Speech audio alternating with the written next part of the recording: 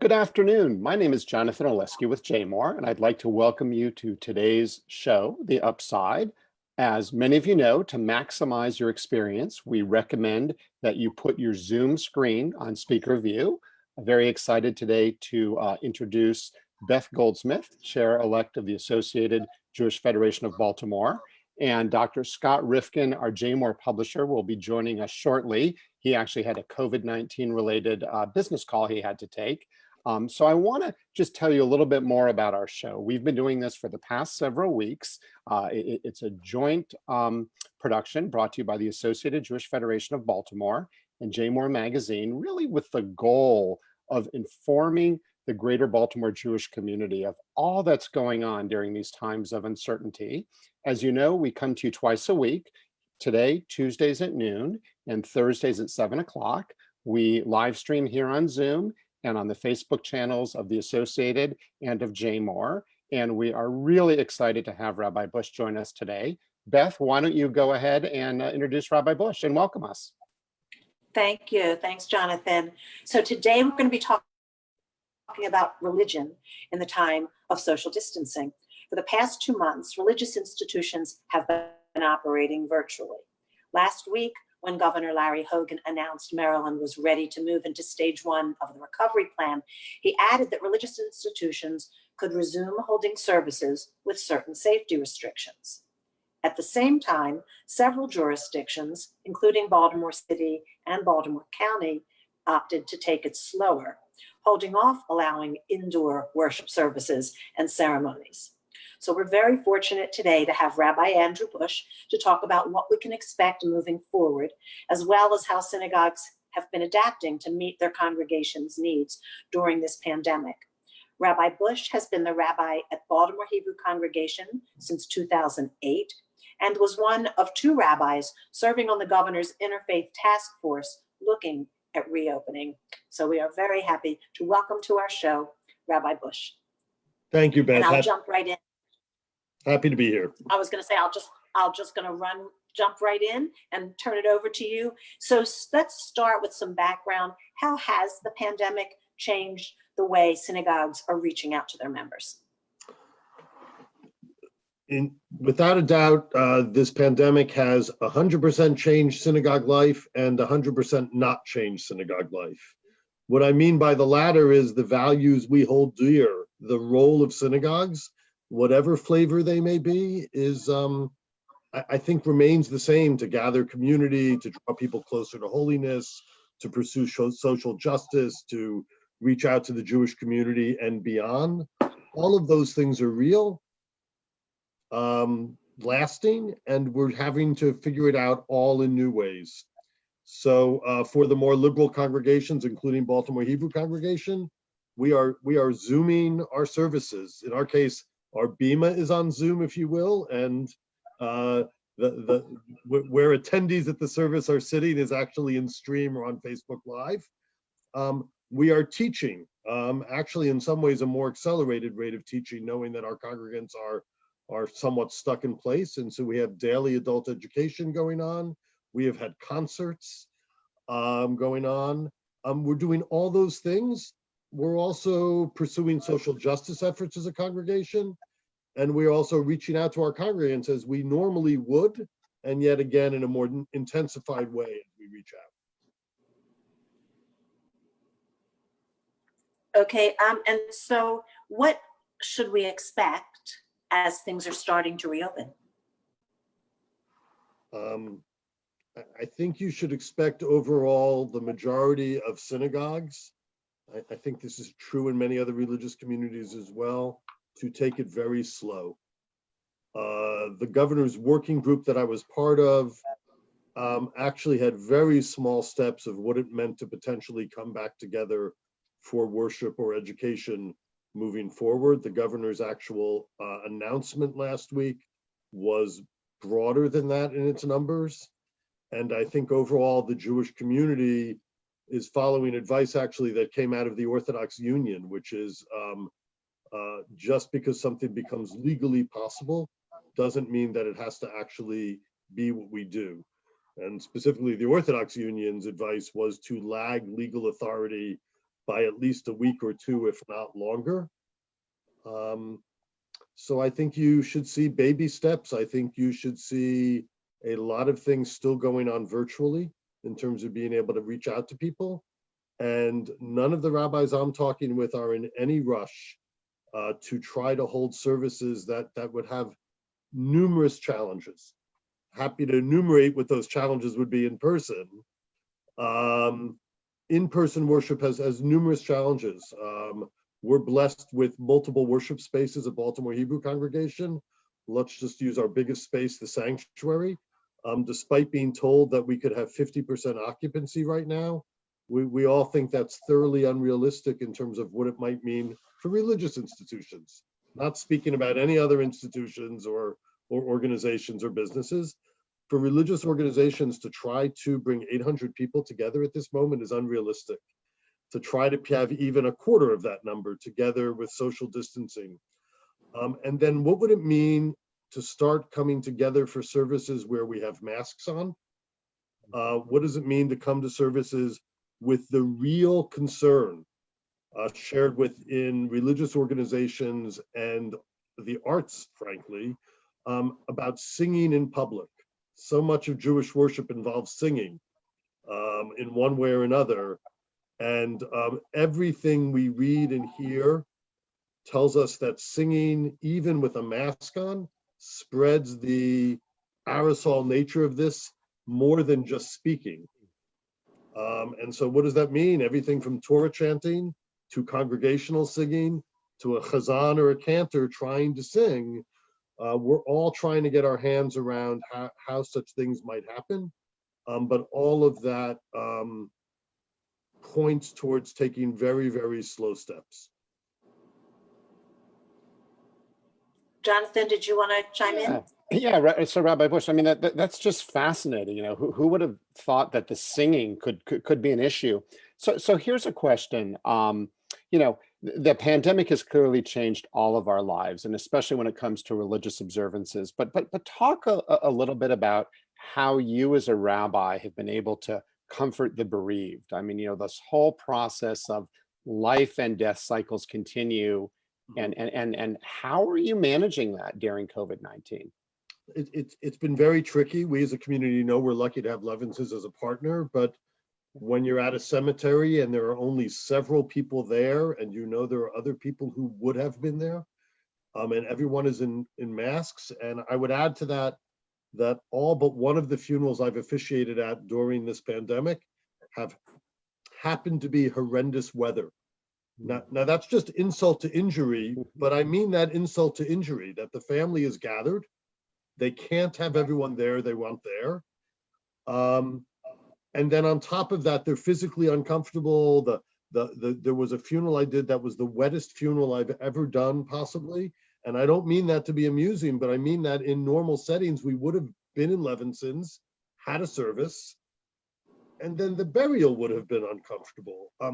So even in nicer weather, that's all very difficult on the family at that moment. And in many of these families, someone hasn't been able to travel in. What's interesting is both for my discussion with the family before the funeral and for Shiva after the funeral, Zoom has actually been a very powerful tool. And every family I've said this to, unless they've already attended a Zoom Shiva, rolls their eyes, right? Even if they've been using Zoom for work, for business, or some other product. And yet what it really means to be able to gather people in that room, to be able to sadly mute them, because Zoom can't handle everyone singing at the same time, but I see mouths moving and people participating, and then we're leading what is for us has been an abbreviated service, allowing people to share memories of the deceased, allowing first whatever eulogies were first delivered at the cemetery. I wouldn't normally repeat them in Shiva, but we've been repeating them in Shiva, and then allowing people to share.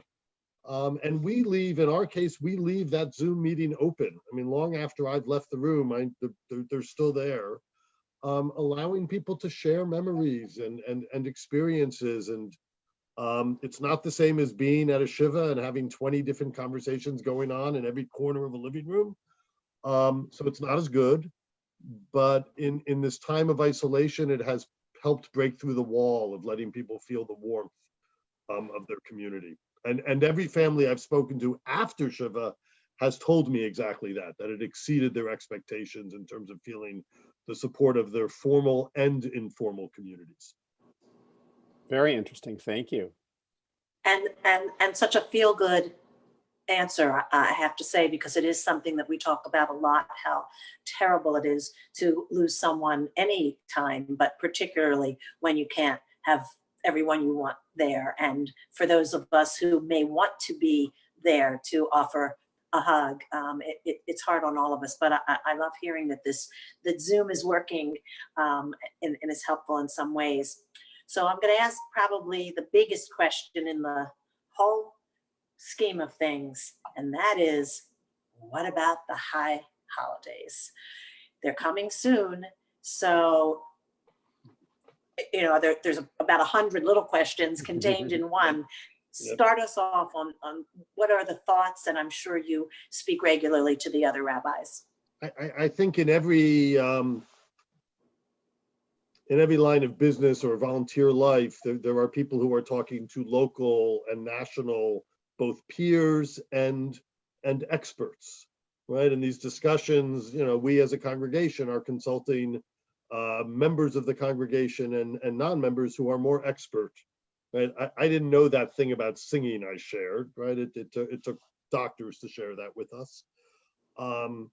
Here is what I can assure you. The high holy days will not look like they've ever looked for us as a community before. I can also assure you, for every single synagogue, each in its own way, deep efforts will be made to make the high holidays robust and meaningful on a spiritual level and on a communal level. And we'll have to use different tools to do that, right? Clearly, we will not have full sanctuaries. I don't know what that means about how many people will be in our sanctuaries, but we will not have full sanctuaries. Or for many of our congregations, we won't have 2 or 3 or 4 services going on simultaneously in terms of that. And again, I think just a natural dividing line has to do with which congregations are Jewishly comfortable with using technology on a holy day and which are not. I will speak simply to our reality, which is that we do use technology on holy days, and so we imagine much of what we do will be, if you will, virtual in some way, but it will be high quality, it will be robust, it will deliver challenging messages, not just comforting messages, because in any given year we don't need just that comfort that we spoke about at Shiva, but on Rosh Hashanah and Yom Kippur, we need to be prodded individually and what that means in terms of the world's needs around us. And in terms of anything more specific than that, can't tell you. What I can tell you is this, Beth, actually. First, a major congregation in Chicago, though it has happened in other places now, have actually come out with an announcement that their high holy days will be 100% online and distanced. And when I say online, that doesn't mean they might not be delivering something to congregants' houses also or something, but I would say most congregations have not felt a rush to give that answer. We have certainly watched the Christian community celebrate Easter, not only remotely, but at a moment where congregants were less attuned to the technical nature of things that might bring them together, right? And we've been working to up that level, including having technology mentors for our members who may not be as adept with streaming or Zoom. We have volunteers who are happy to help them talk through it. In terms of that, the Muslim community has celebrated Ramadan, right? I attended an iftar celebration last Saturday night. They weren't able to share food. They were doing everything they could to create meaning. And I think we will be able to figure this out one way or another. synagogues are talking to each other. It won't look exactly the same in each synagogue, but we are learning from each other, sharing information, and preparing to bring our community together meaningfully as we hit Tishrei come September. So Rabbi Busch, great answer there. So let's talk a little bit about spirituality. I mean, these are scary times, and many of us here are used to going to shul on a regular basis. It's our community, it's our comfort space, and several of us go there to talk to God. So now that we can't do that in the shul, in the temple, in the synagogue, how can we continue our journey and our quest for spirituality from home? I think it's a moving question. I think I appreciate the way you phrased it. While we've got all the jokes about people going to shul to talk to the person next to them, the suggestion that some of us actually are going to shul to reach for God is a powerful one. I actually think our tradition, from the Torah through the Midrash on up, provides us with a portable heritage. In many ways more than some religions, not all religions. And I think the rabbis are, I would hope, important resources, guides, teachers in terms of what we experience during services. But we are not priests. And so you do not need our presence to be able to reach out for God, to be able to look at holy texts and consider things on a high holy day reality, to be able to engage in tshuva and think about who you are, who you've been, and the year ahead of you. And so I think it is possible to do things alone in that way.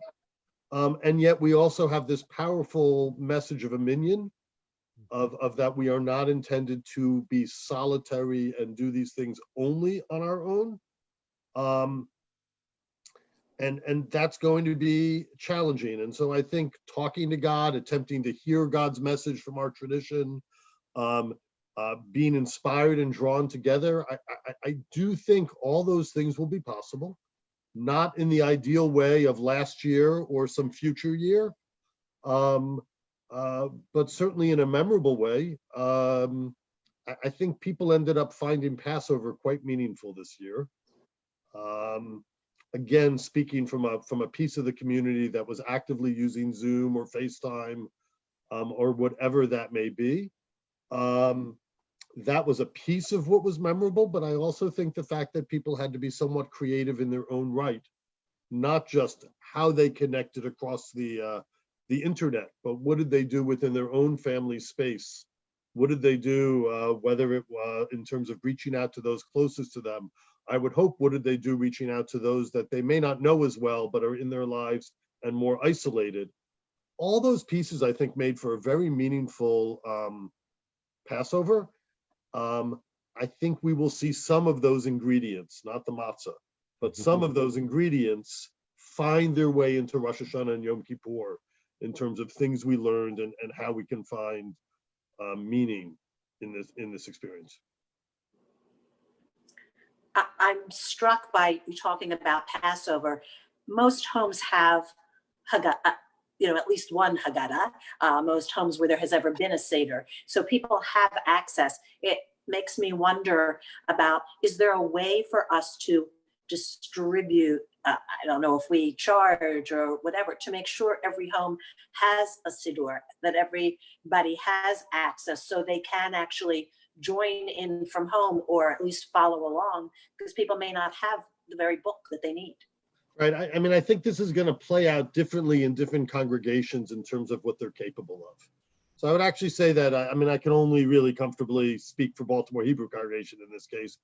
We have in our Shabbat services since, I guess it must have been the third week of March, been following our traditional service, and yet assuming that the majority of people joining in with us do not have a Siddur in their hands. And in that case, the Siddur can actually be downloaded from our webpage. So we do have congregants who have the Siddur. We were originally not giving page numbers because we assumed plenty had not either done that or figured it out.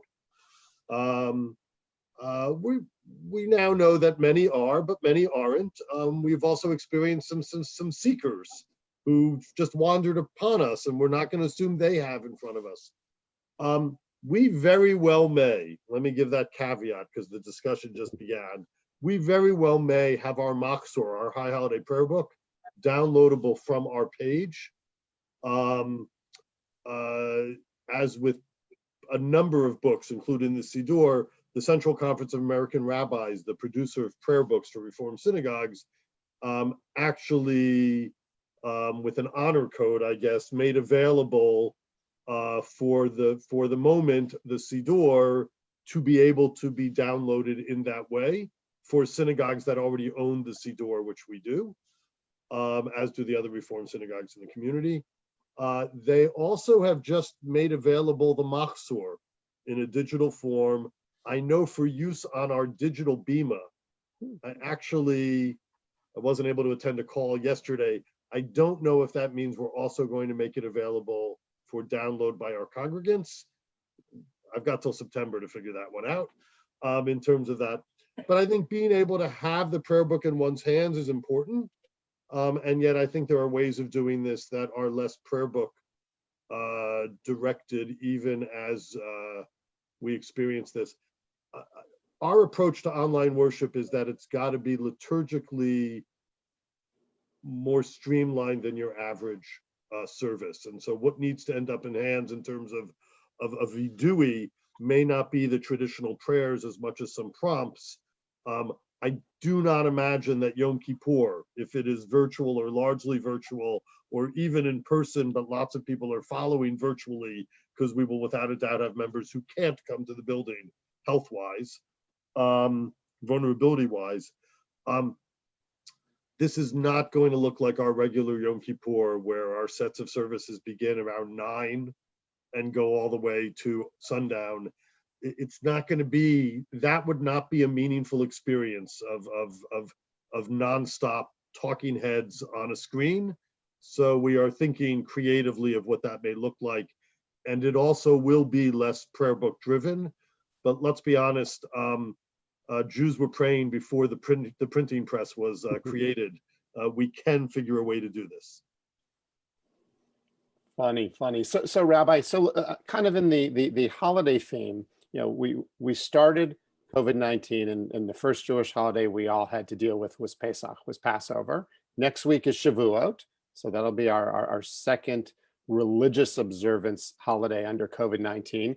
And any thoughts on how we could enhance our home Shavuot experiences, since we can't be in shul to see everybody? There are some versions of this. I would say, look, Baltimore Hebrew Congregation actually has a sunrise service on Shavuot morning, and because we're not trying to squeeze this in before people re-enter the rest of our lives, that service has actually been moved to 10 o'clock this year. But and actually, thanks to Rabbi Daniel Berg at Beth Am, we have, I don't know, it may be a dozen organizations at this point, including some agencies of the Associated and a number of Reform and conservative synagogues, most of them, I think, who have joined together for Tikkun Leil Shavuot, that will have scholars, rabbis, cantors, and teachers from across the community, again, those able to use technology on a holy day, teaching through the night, right? And I think anyone can enter into that. So that's one possibility. And on Shavuot, a good reading of the Book of Ruth at home could, it's actually one of those books that's readable in one evening within the Bible. So I think it's an excellent book to read, and of course some ice cream to celebrate the dairy side of things, even if you're not venturing out for your favorite cheesecake, possibly. Thank you. So it sounds like so much is going on. Have we actually seen, maybe it's just me, sort of a greater connection from the community to religion, to worship, to traditions since all of this has started? Lots being explored and written about this, and this will be the future of PhD dissertations in multiple fields to come. We are certainly getting far larger attendance online than we do in person. The interesting thing is the more people in the room in person, the less intimate that becomes. right? Simply the size of the room. When we're in our bigger worships, when we're in our sanctuary, you're further from the prayer leaders than you are when you're in the chapel. The intimacy that's enabled when you're on Zoom and worship, this kind of close-up is a piece of that. We are seeing, and every rabbi I talk to is saying similar things, we are seeing very high attendance in services, increased in Shabbat Torah study. I think that's about spiritual questions and needs at the moment. I think it's about a desire for connection. I think it's about, to be honest, boredom and lack of some alternatives. But let's be honest, the same screen that could bring you to a service can bring you to lots of different alternatives. It doesn't have you stuck in worship also. And I think that's a piece that, again, I think most synagogues are thinking about as we plan for Shavuot, for example, or for the High Holy Days. People want that connection with their local community. And I appreciate the emails I've gotten from someone from across the country who happens to have come to our services, or my mother and father have been at services most weeks. When they're not at their own synagogue in New Jersey, they've shown up on Zoom. But I don't think, our production values as a synagogue are never going to take on the biggest synagogues in New York or LA, or what some national organization or for-profit organization can do. But I actually think what people are looking for is connection to their own communities. And they're not looking for production values. We've got plenty of Netflix to take care of that. And I actually think that's why within our synagogues, we are feeling that nature of connection. I also think some of this is offline. So for example, Baltimore Hebrew Congregation, and I'm sure other synagogues are doing similar things, we are in a monthly set of waves trying to attempt to call every household within the congregation. We've heard back from some families that they didn't think they heard from us because we spoke to the wife and not the husband, or the husband and not the wife. The attempt isn't every individual, the attempt is every household. We have close to 100 volunteers, maybe more at this point, who are assisting clergy and staff in those calls. Both trying to figure out who is in direct need because of this virus, but also simply trying to connect the community. And I think the virtual attendance at services and those phone calls are linked. They're two parts of the same puzzle of reaching out to people and having them feel connected. And I think that's part of what draws people in as they connect. So Rabbi, one final question as we kind of begin to wrap up here. So I've had the pleasure of growing up as the son of a conservative rabbi, and certainly understand the 24/7 nature of your job. It never ends. And I'm curious, for you, what has been the most challenging aspect as a spiritual leader, as a teacher, as a modern day CEO of your congregation during COVID-19? I would say two things, actually. The small thing, but it's not a small thing, is when we've gotten calls from members who are sick in the hospital, hospice. The natural inclination is to make sure we're there. In some cases, that means within a day or two, but in some cases, these are calls that would have had Rabbi Sachs Cohen or me or one of the cantors there as immediately. And while I can make an immediate phone call, I can't be there right now. And that is a real challenge on the one-to-one piece. The other piece becomes the same as anyone else, of just sort of finding a rhythm of trying to deal with all the normal tasks and the abnormal tasks of trying to run this reality remotely. I am blessed with fantastic lay leaders as partners, strong volunteers, and incredible clergy and lay leader, and the clergy and staff partners as well. And lots of people are working together at the same moment. The challenge is everywhere, from those organizations that weren't run virtually in the first place, trying to figure out how we do this virtually very quickly in terms of that, right? I'm sitting in my bedroom right now, figuring out how to do these things from my bedroom. My wife, who is a rabbi, also works for Hillel International. She has the study at home because she works from home to begin with. So while she can't travel for work right now, which is a big part of her work, she can do much of that work. She lets me use the study for the Bima on Shabbat because it's a nicer space. So Oh, how funny. and a better computer and camera.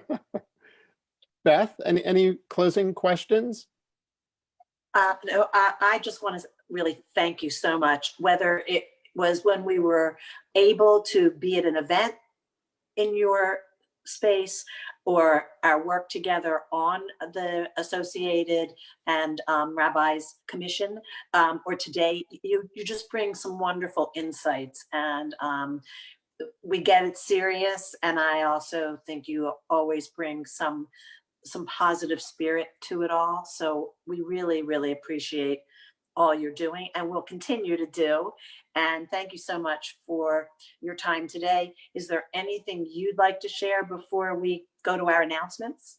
And just let me thank Beth, you and the Associated and Jay Moore for partnership as well. And we'll get to the other side of this. And this in the long run is not going to be about dues and membership and donations. It's going to be about people and tradition and the long-term values of Judaism and community working together to touch us individually and to touch our own community and beyond.